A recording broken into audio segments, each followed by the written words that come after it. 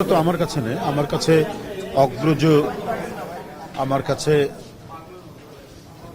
একজন মুরব্বী, এদেশের একজন বর্ষিয়ান রাজনীতিবিদ যার সান্নিধ্য আমি পেয়েছি, এটা বড় গর্ব।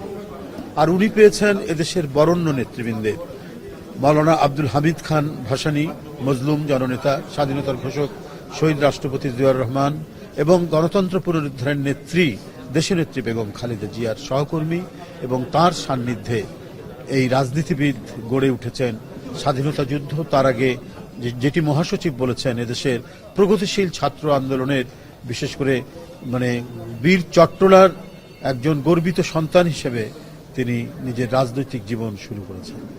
আমি অল্প কথায় এই যে কথাটি তার সন্তান এখানে বলেছেন, প্রতিষ্ঠান, আমি বলবো একটা সিঙ্গেল প্রতিষ্ঠান না, একটা বহুমাত্রিক প্রতিষ্ঠান ছিলেন আব্দুল্লাহ নোমান।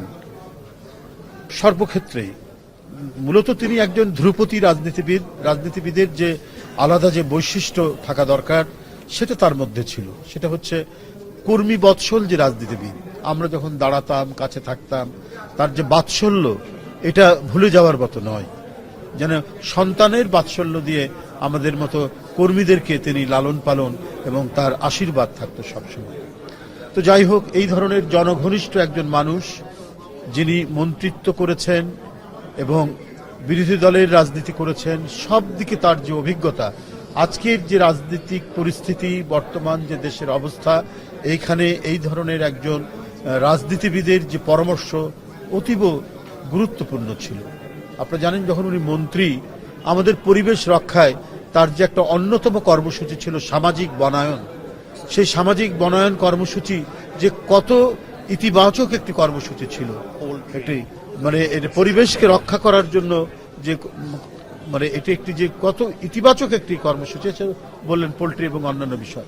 তো আমি এই সমস্ত একটা একটা করে বলে শেষ করা যাবে না, কিন্তু সবচাইতে যে বিষয়টি হলো যে এই মুহূর্তে তার যে পরামর্শ এবং তার যে সান্নিধ্য পাওয়াটা যেটা দরকার ছিল, এবং তার যে বেঁচে থাকাটা যে খুবই জরুরি ছিল, এই যে ট্রানজিশন পিরিয়ড, আমরা একটা দানবকে সরানোর পর যে পরিস্থিতি হয়েছে, এখন সামনে কি হবে, আমাদের গণতন্ত্রের চর্চা, অনুশীলন এবং ফিরে পাওয়ার ব্যাপারে তার মতো এই অভিজ্ঞ রাজনীতিবিদের খুবই প্রয়োজন ছিল এই মুহূর্তে বেঁচে থাকা।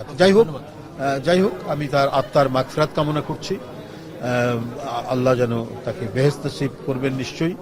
আমি তার পরিবারের প্রতি সহানুভূতি জানিয়ে শেষ করছি। ধন্যবাদ।